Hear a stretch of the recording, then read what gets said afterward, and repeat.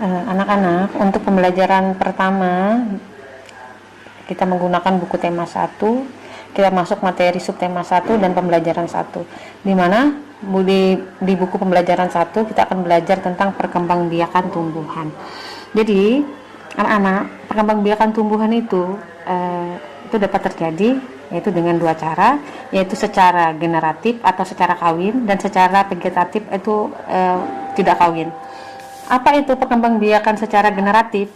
Perkembangbiakan secara generatif yaitu perkembangbiakan dengan cara perkawinan, yaitu bertemunya sel kelamin jantan atau benang sari dengan sel kelamin betina atau disebut dengan putik.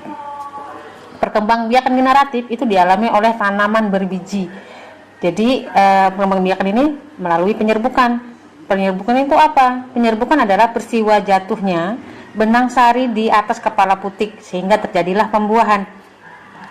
Pembuahan merupakan peristiwa meleburnya sel kelamin jantan dengan betina sehingga dia dapat membentuk zigot. Zigot nanti berkembang biak menjadi lembaga. Lembaga akan berkembang biak menjadi bakal biji. Bakal biji akan berkembang biak menjadi bakal buah. Jadi tumbuhan berbiji itu memiliki alat kelamin. Alat kelaminnya, kalau alat kelamin jantan disebut dengan yang seperti ibu sampaikan tadi, yaitu alat kelamin jantan disebut dengan benang sari, sedangkan alat kelamin betina disebut dengan putik. Berdasarkan alat kelaminnya, bunga itu dibedakan menjadi dua, yaitu yang pertama adalah bunga sempurna, kemudian yang kedua adalah bunga tidak sempurna. Apa itu bunga sempurna? Bunga sempurna yaitu bunga yang memiliki benang sari dan putik dalam satu bunga, sehingga dia dapat melakukan proses penyerbukan sendiri. Kalau bunga tidak sempurna, dia hanya memiliki satu alat kelamin, sehingga ia tidak bisa melakukan penyerbukan sendiri. Dia bisa melakukan penyerbukan itu atas bantuan atau bisa dibantu oleh hembusan angin, tiupan angin, bisa dibantu dengan air, kemudian atau bantuan hewan seperti lebah.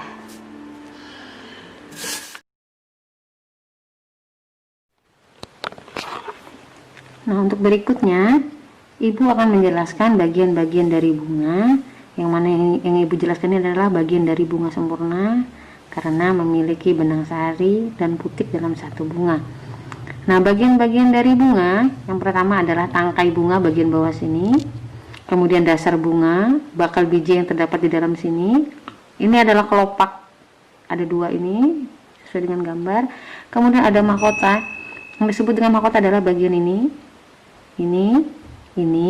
Kemudian ini yang di tengah ini yang berhubungan dengan bakal biji ini disebut dengan putik. Putik ini tangkai putik, ini kepala putik. Kemudian yang bagian samping ini, yang banyak ini yang disebut dengan benang sari.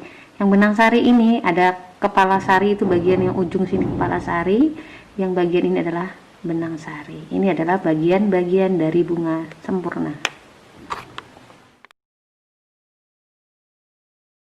Nah, jadi anak-anak, di sini Ibu akan menjelaskan langsung bagian-bagian dari bunga tadi. Ini adalah contohnya adalah bunga sepatu. Yang disebut dengan tangkai bunga tadi adalah bagian bawah sini, tangkai bunga. Kemudian yang disebut dengan kelopak adalah bagian ini.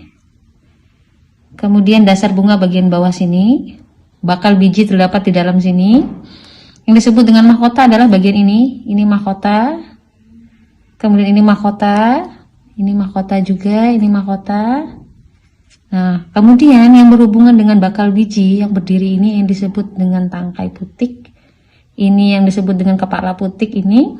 Kemudian yang kuning banyak ini yang disebut dengan benang sari. Nah, untuk berikutnya, Ibu di sini akan menjelaskan tentang proses penyerbukan pada tumbuhan. Itu dibagi menjadi 4. Yang pertama yaitu adalah penyerbukan sendiri yang disebut dengan autogami. Yang kedua adalah penyerbukan tetangga yang disebut dengan geitonogami. Yang ketiga adalah penyerbukan silang yang disebut dengan alogami. Yang keempat adalah penyerbukan bastar atau yang disebut dengan hybridogami. Untuk lebih jelasnya, perhatikan video berikut.